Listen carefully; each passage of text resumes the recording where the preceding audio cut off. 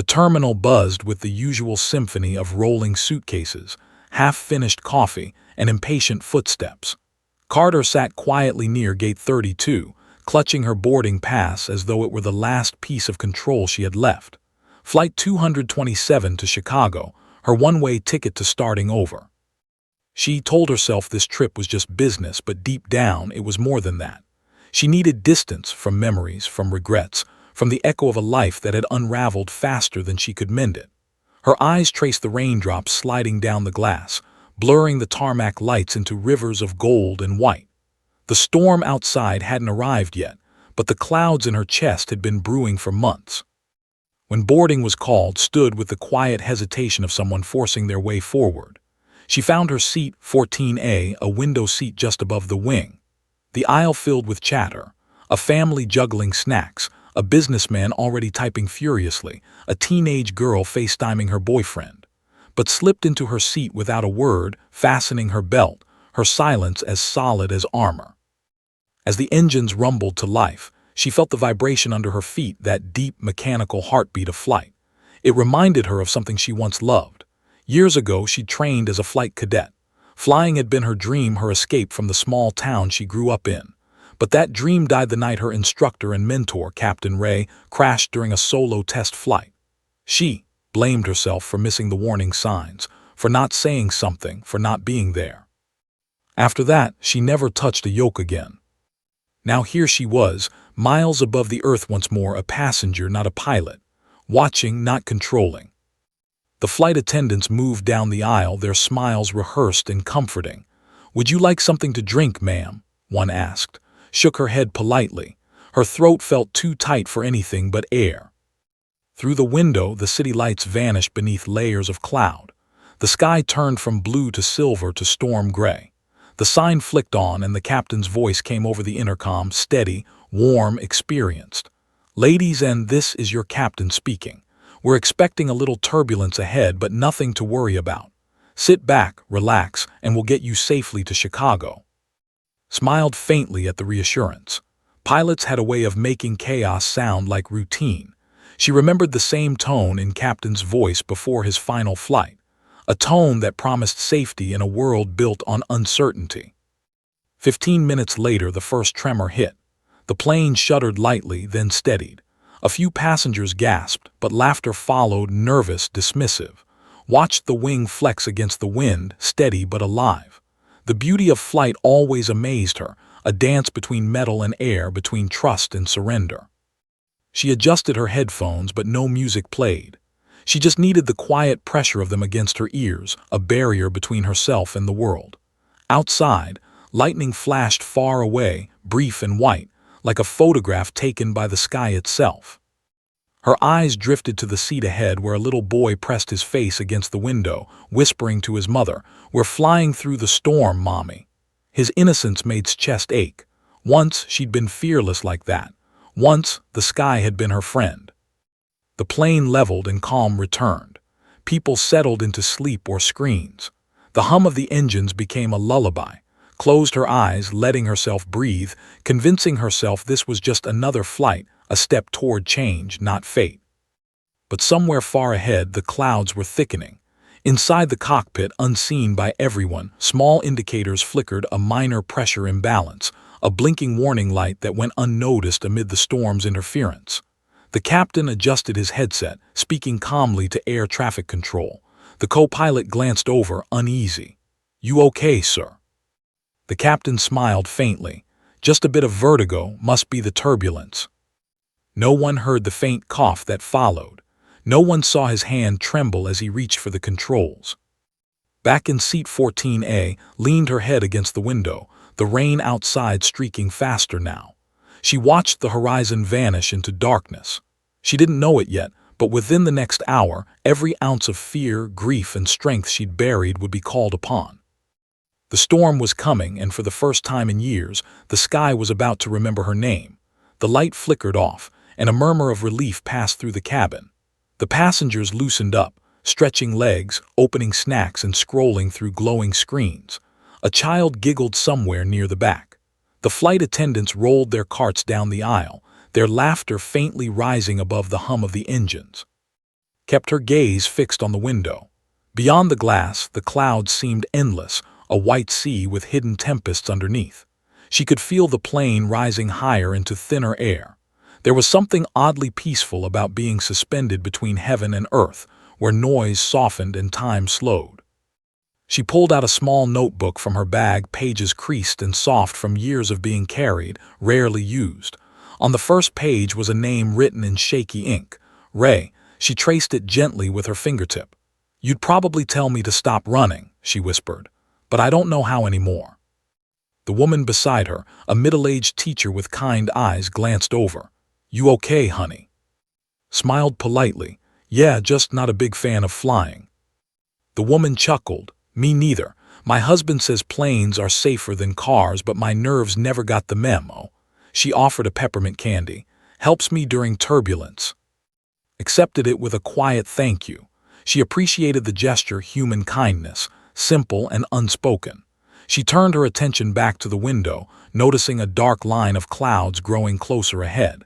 The air seemed to shift. The sunlight that had filled the cabin just minutes ago dimmed into a cold gray. A flight attendant's voice broke through the soft chatter. "Ladies, we're expecting a small patch of turbulence as we enter a weather front. Please return to your seats and fasten your—" A collective sigh followed, clicked. The air became heavier, as if everyone was subconsciously bracing for impact. The hum of the engines deepened, resonating through the floor. The first jolt came suddenly, a hard drop that made stomachs lurch and drinks spill. A few screams echoed, followed by nervous laughter. The plane steadied, then shook again, harder this time. The attendants held on to the overhead bins, smiling despite the fear flickering in their eyes. Gripped the armrest, knuckles white. Her old instincts woke up, analyzing, observing, listening to the rhythm of the engines, the pitch of the wind.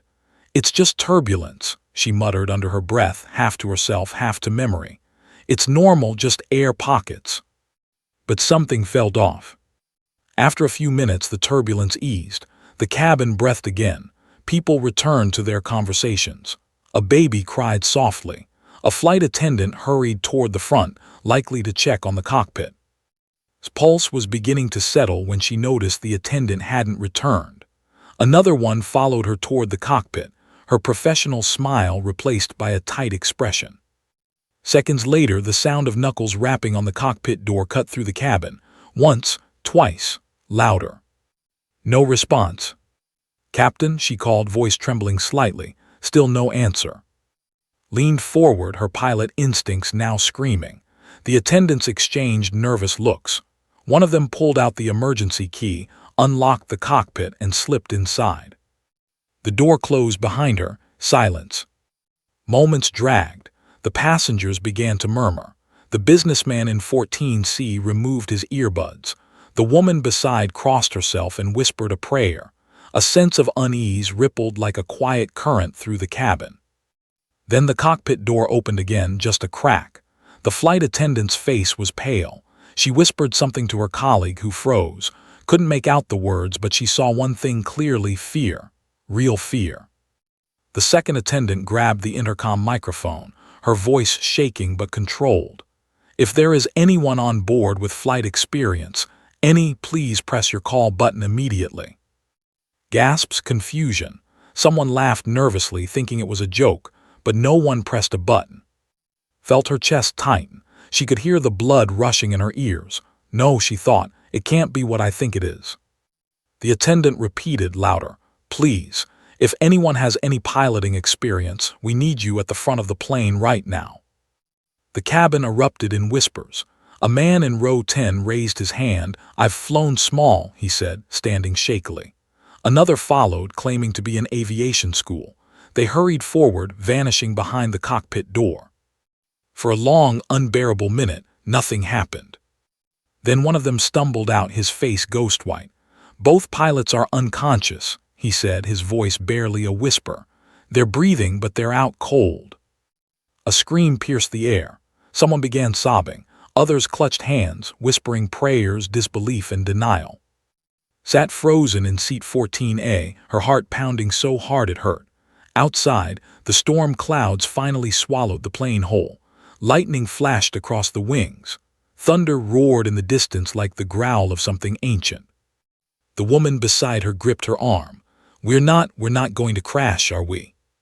Didn't answer. She couldn't. Her gaze fixed on the cockpit door, and for the first time in years, the part of her that she had buried, the pilot, began to wake. The calm had ended, and chaos had found them 30,000 feet above the earth. The cabin felt colder now. The soft hum of conversation had turned into a nervous static, whispers, gasps, and questions nobody could answer. People craned their necks, trying to glimpse the cockpit. The fluorescent lights flickered once, then steadied, casting a pale glow over frightened faces. Sat motionless in seat 14A, her pulse hammering. She could hear her old instructor's voice echoing in her memory. "A good pilot never panics.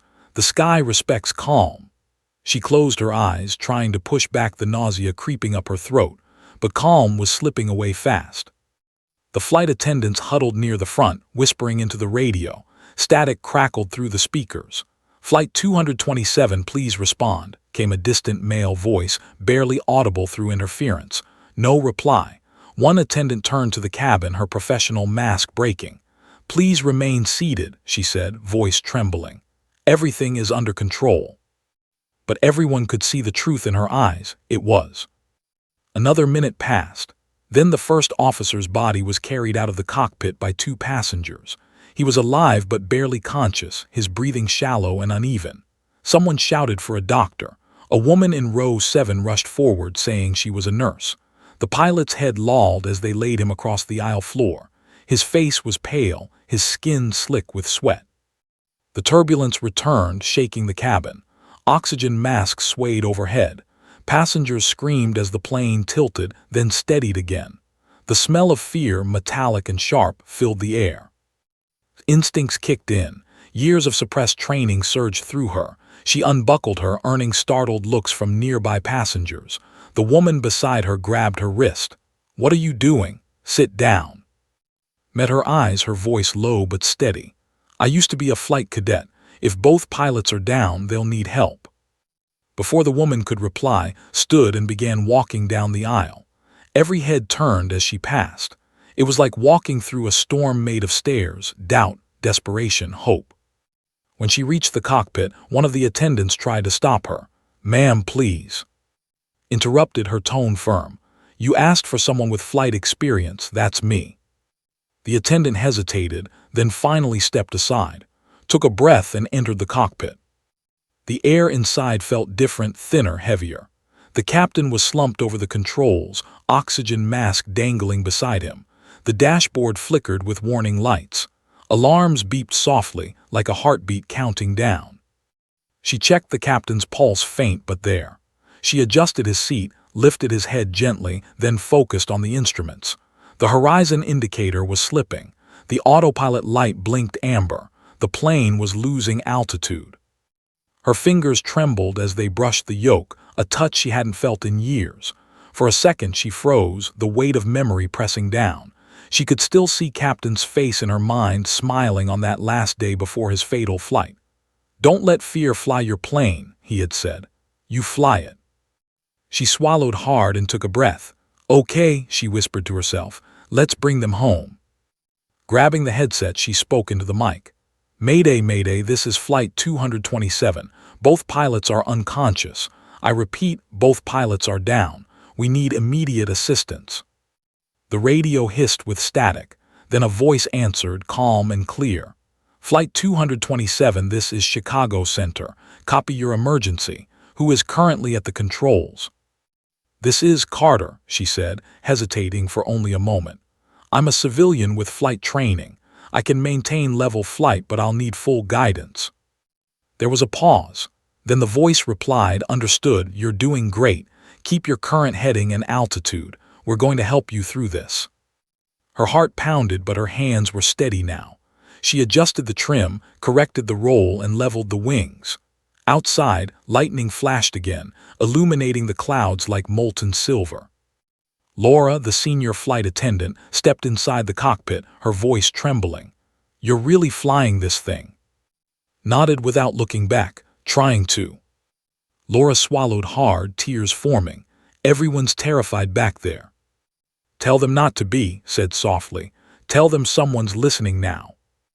As the storm raged around them, focused on the instrument panel, attitude, altitude, airspeed, the radio crackled again. Flight 227, we've got you on radar. You're descending slightly. Pull your nose up 2 degrees. Obeyed, feeling the plane respond beneath her hands. For the first time in years, she felt something she hadn't felt since crash control. Not perfect, not confident, but alive. Behind her, Laura whispered a quiet prayer. Didn't join in, but she understood it. She wasn't just fighting the storm outside, she was fighting the one inside her too. The clouds thickened, lightning flashed again, and the radio crackled one more time. Flight 227, storm cells ahead. You'll need to hold steady. Help is on the way. Took a deep breath, gripping the controls. Her voice was quiet but unshaken. Copy that, control. Seat 14A has the sky. Cockpit lights flickered with every flash of lightning. The air outside was alive, roaring, thrashing, unforgiving. Hands gripped the yoke, her eyes darting between the altimeter and horizon indicator. Each number felt like a heartbeat. Flight 227, this is Chicago Center, came the voice through her headset. Calm, steady, the sound of a stranger who suddenly felt like her lifeline. We see you holding at 32,000 feet. You're doing great. Can you confirm autopilot status? She scanned the dashboard. Autopilot engaged, but it's fluctuating, intermittent control response. Copy that. You may need to take manual soon. Weather ahead is unstable. Understood. Her words were clipped, professional, hiding the tremor in her chest. She hadn't used pilot language in years, but it came back like muscle memory. The rhythm, the structure, the order, it was the language of control. And control was survival. Laura hovered behind her, clutching the back of the co-pilot's chair. They said help is coming, right? Nodded, air traffic's got us. As long as they can hear me, we're not alone. Thunder boomed close enough to shake the cockpit. A burst of white light filled the sky, blinked against it, fighting to keep focus. The plane dipped slightly, passengers screamed. Easy, she whispered to herself. Don't fight it, guide it. The storm was thick now, clouds like mountains of ash and ice.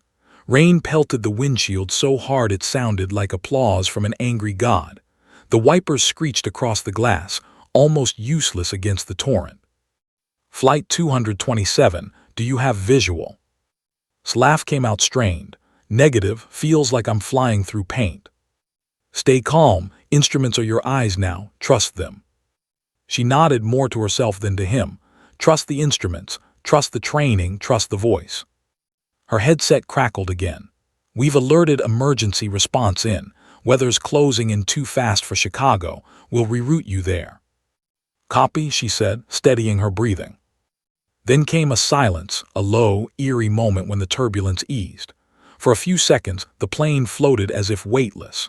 In that fragile calm, looked out at the storm and remembered the last time she felt this suspended between life and death, the day Captain crashed. She'd been in the simulator room waiting for him to land. She heard the static, the calls, the silence. The image haunted her, his voice fading into nothingness. She'd quit flying the next day.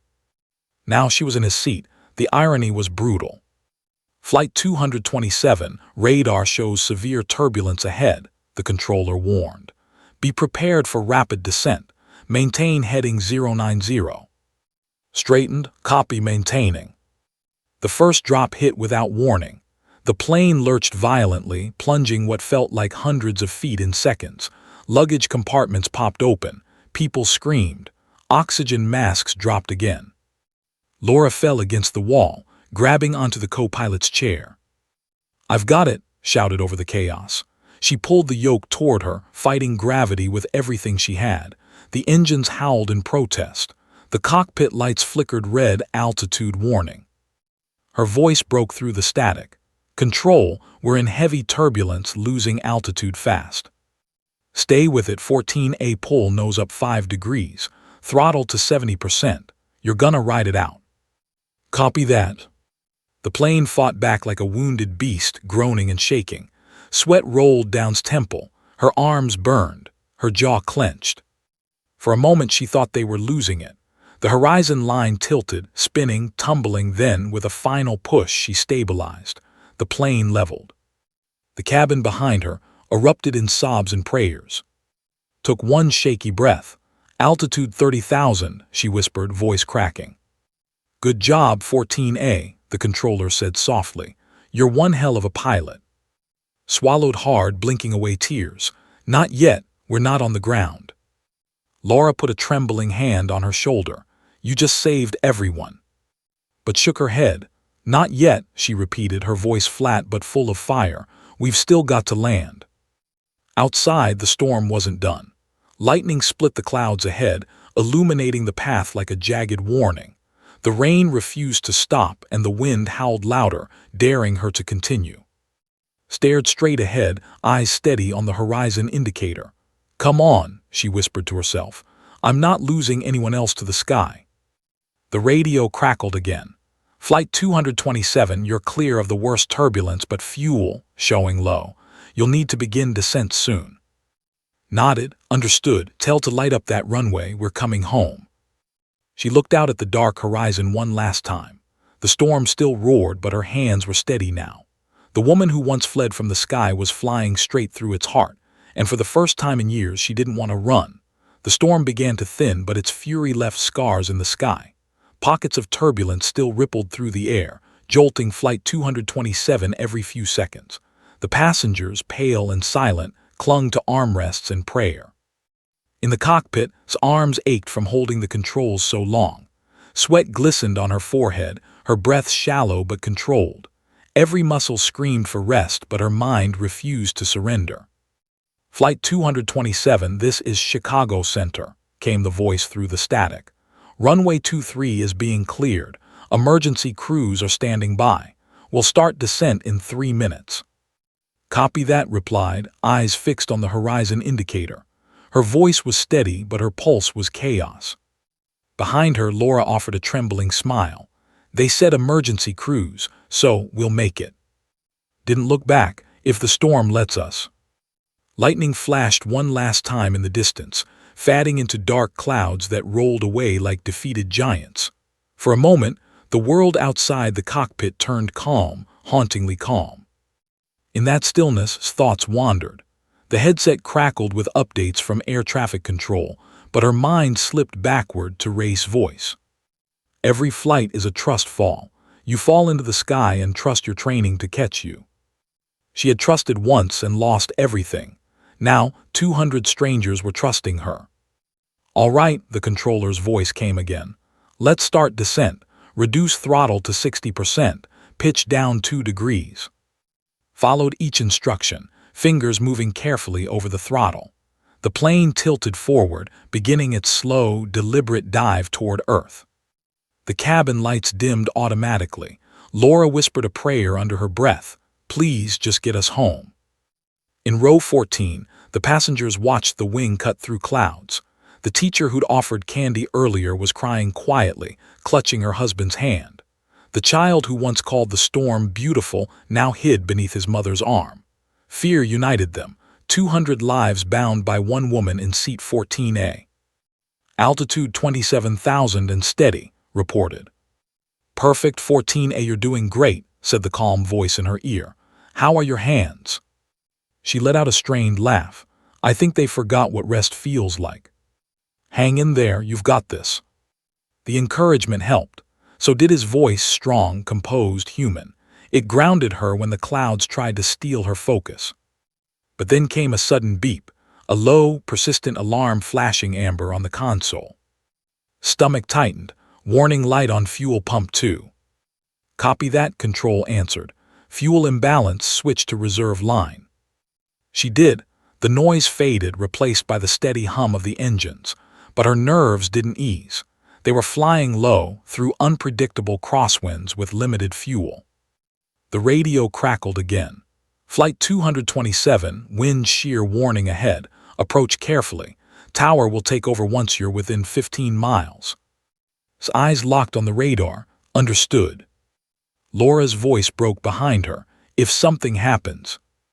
"Nothing going to happen," said firmly. "Not on my flight." Her words carried quiet conviction, not arrogance but faith. As they descended below the clouds, faint city lights appeared, tiny sparks in the black ocean of night. The sight broke something open inside her. "I see them," she whispered. "I see the lights." "Beautiful, isn't it?" Control said. "Keep steady at 15,000 feet." For a moment tears welled in her eyes. The world she thought she'd lost, the one she once loved from above, was welcoming her back. But she had no time for emotion, not yet. The winds grew rough again.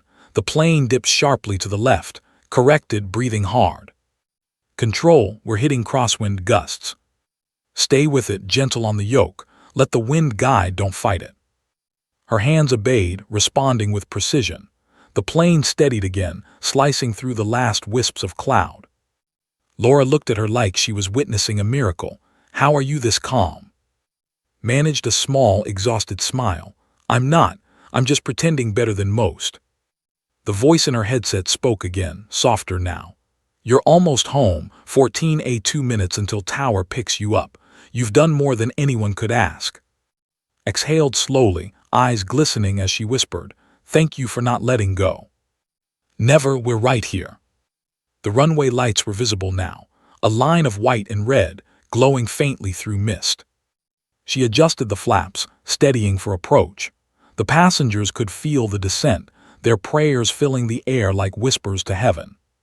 For the first time since takeoff, allowed herself to believe it, they might actually make it. She leaned forward, scanning the horizon, and spoke softly to the plane itself. "All right, girl, one last flight. Let's bring them home." Ground was visible now, faint streaks of city lights glowing through the mist like candles in a storm. Heart pounded as she adjusted the controls.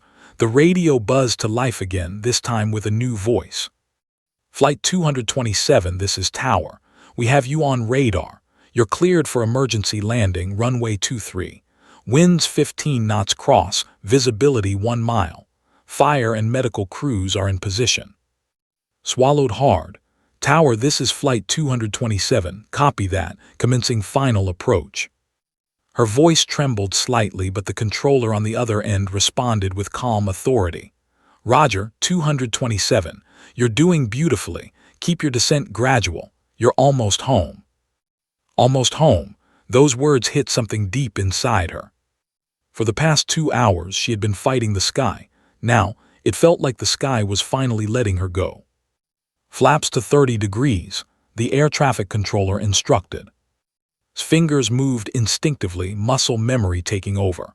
The plane's nose tilted, the engines howled as they slowed. The cabin lights flickered, and for a moment there was an eerie silence, the kind that happens right before the storm's last breath. In the cockpit doorway, Laura whispered, "They're watching from the cabin. Everyone's praying for you." Didn't turn around. "Tell them to keep praying." Laura nodded and slipped away, her own eyes wet. The runway lights grew larger now, a straight line of glowing guidance. Each light flickered through the thin fog like a heartbeat. The radio crackled again. "Flight 227, you're 3 miles out. Maintain heading 230.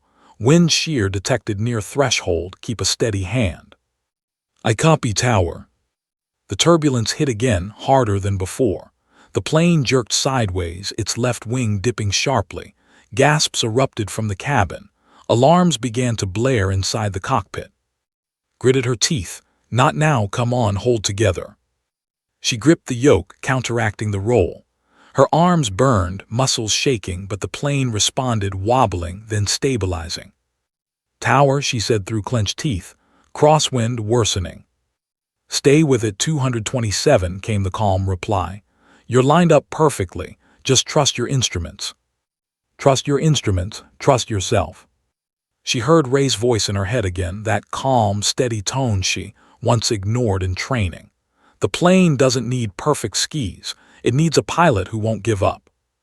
"All right, Ray," she whispered, "let's finish this together." The altitude dropped 2,000 feet, 1,500, 1,000. The runway was clear now, framed by emergency vehicles, their red and blue lights flashing in the distance. In the cabin, passengers clung to each other. Some prayed, some cried. One whispered, "She's gonna do it." At 800 feet, another gust slammed into them. The aircraft tilted violently. Alarms screamed. Eyes darted to the altimeter. They were descending too fast. She fought back, pushing the throttle gently. "Come on, don't quit on me." The engines roared, regaining power. The descent steadied. 200 feet, she muttered. "Hold steady." The wheels sliced through fog, runway lights blinding her for an instant.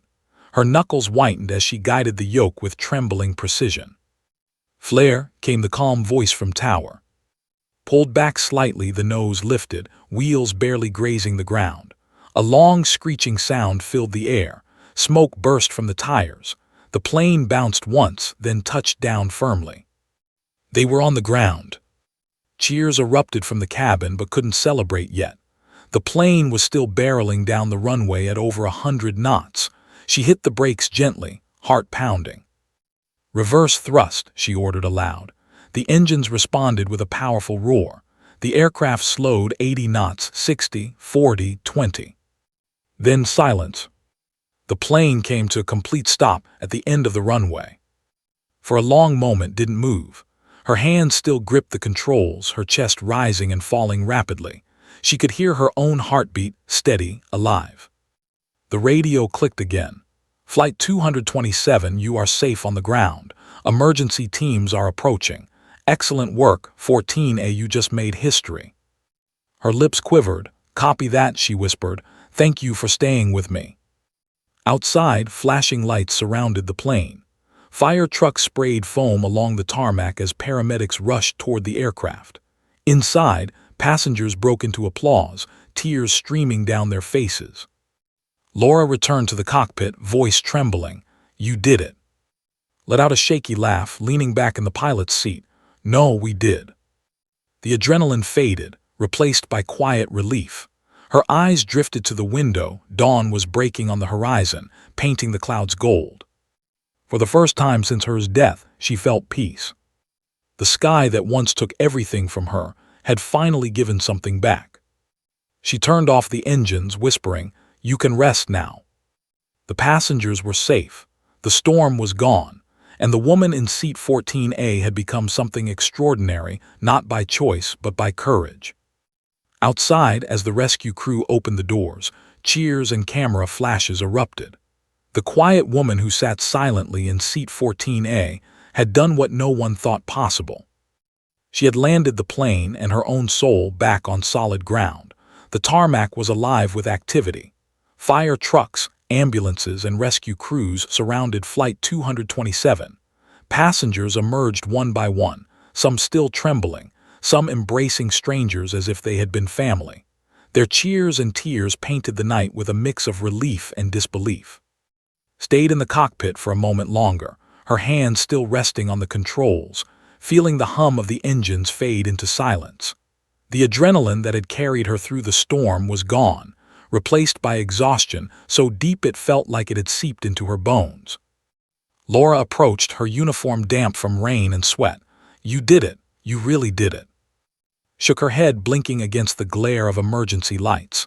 "No, they did it. The controllers, the crews, the passengers, everyone. We survived because we weren't alone." A photographer from a local news outlet appeared, snapping pictures through the open cockpit window. Ignored him. She didn't need recognition. She only wanted the storm behind her, the sky at peace, and the lives she'd helped save intact. The passengers were being escorted to buses, their faces pale and soaked with rain. Mothers held children, siblings held each other, strangers held hands. The sound of crying and laughter intertwined, fragile but beautiful. Watched, her chest aching with relief. She had flown through fear itself and emerged on the other side. A young man approached, wiping his eyes with a sleeve. "I don't even know your name," he said quietly, "but you saved us all." "Swallowed Carter," she said softly. I just tried not to fail." He nodded solemnly. "You didn't, not a single one of us. You will never forget you." For a moment, allowed herself a small smile. She had been carrying guilt, grief, and regret for years. Tonight, she felt a fraction of that weight lift. The sky that had once taken her mentor, her dreams, and her courage had finally returned something: redemption. The radio crackled in her mind, echoing the voice that had guided her through the storm. She picked up the headset one last time. "Control, this is Flight 227, she whispered. "We're on the ground. Thank you for keeping me calm when I was losing it." 14A, the calm voice replied, softer now, almost human in its warmth. "You didn't lose it, you found it. You held this plane and everyone in it together.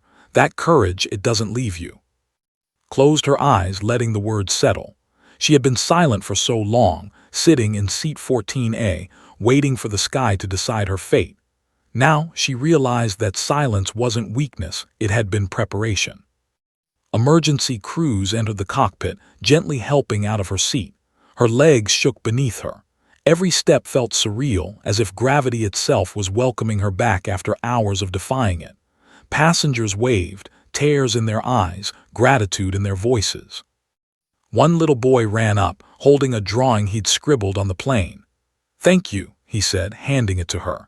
It was a crude depiction of the plane, the storm, and a small figure in seat 14A smiled, overwhelmed, taking the picture carefully. Photographers clamored around, flashing cameras and shouting questions. Barely heard them. Fame wasn't her goal. Survival was. Redemption was. And now, in this quiet dawn after the storm, she felt something she hadn't in years: peace. A medic approached, offering a hand. "You're going to be okay," he said gently. "You need rest." Nodded. "I know," she whispered, letting herself lean on someone else for support for the first time in years. The crowd had begun to disperse. In the background, the first rays of sunlight cut through the lingering clouds. Gold and pink washed the horizon, softening the devastation left by the storm. Gazed at the sky, inhaling slowly. "You tried to break me," she murmured to herself, "but you didn't win." The radio headset lay on the tarmac beside her, silent now, but she could still hear the calm voice in her head, the one that had guided her through fear. She smiled faintly. "Thank you," she whispered aloud. Somewhere in the distance, she imagined Captain's voice, approving, proud. Her mentor, her past, the storm itself, all seemed to bow in quiet respect. The sky had demanded courage, and had answered. And for the first time in years, she allowed herself to believe it. Courage could survive fear. The airport terminal buzzed with reporters, cameras, and flashing lights. Flight 227 had become the story of the year, the miraculous story of a woman who had taken control when everyone thought all hope was lost. Carter walked through the corridor, escorted by emergency personnel. Her hands were still trembling, and her clothes damp from the storm, but her posture was steady. She had survived, and she had saved 200 lives. Cameras clicked as she passed, microphones were shoved forward. "Miss Carter, how did you do it?" one shouted. "Were you scared?" Paused for a moment, eyes scanning the crowd. The question seemed meaningless compared to the flight, the storm, and the lives she had held in her hands.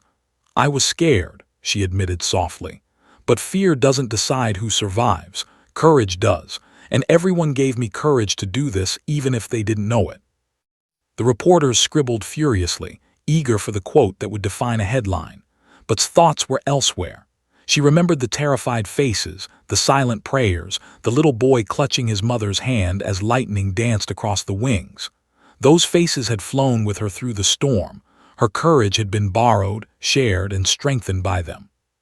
A news anchor pressed a microphone closer. "Do you feel like a hero?"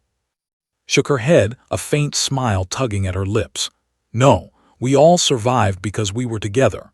The real heroes are the controllers who guided me, the flight attendants who kept the passengers calm, and every passenger who trusted me to keep them safe. I only sat in the seat and tried to listen." She moved past the reporters, heading toward the small press room where a handful of the passengers waited.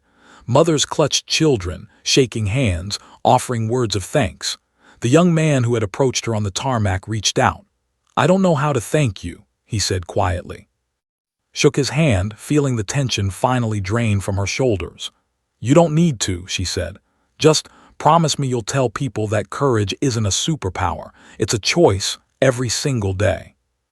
After the passengers had left, she finally found a quiet corner, away from flashing lights and cameras. She sank into a chair, the exhaustion of hours catching up to her. Her body trembled, and for the first time since takeoff, she let herself cry. Not for fear, not for guilt, but for release. The radio headset from the flight lay on the table beside her. She picked it up, remembering the calm, guiding voice that had talked her through each impossible maneuver, a voice that had never doubted her. "Flight 227, the voice had said, "you kept everyone together. You're extraordinary." Whispered to the empty headset, "Thank you for everything." Later, as the story spread across news channels and social media, headlines read, "The woman in seat 14A who landed the sky, courage above the clouds, Carter's miracle flight, and passenger-turned-pilot saves 200 lives during storm." She ignored them, focusing instead on the small things. The first coffee she drank, the feel of solid ground beneath her feet, the thought of sleeping without fear. Her phone buzzed, a message from an unknown number. "You did exactly what I knew you could. Control." Smiled, pressing her forehead against the cool window. For years she had run from the sky, haunted by the past, haunted by failure. Tonight the sky had remembered her name, had demanded courage, and she had answered. Somewhere in the storm clouds the sky whispered its approval. Understood then, courage wasn't about perfection. It wasn't about never feeling fear. It was about standing up when fear wanted to keep you down. She closed her eyes, breathing deeply. The world felt alive again, and so did she. Her flight had ended, but her life, her purpose, had just begun. Outside, the sun rose, golden streaks cutting through the clouds, painting the sky with hope. Stood, shoulders straight, hands still trembling slightly, and whispered, "Thank you for letting me fly again." The passengers, the controllers, the storm, and even the quiet ghosts of her past had witnessed it all. And for the first time in years, Carter knew. She had not just survived the storm, she had earned the sky's respect.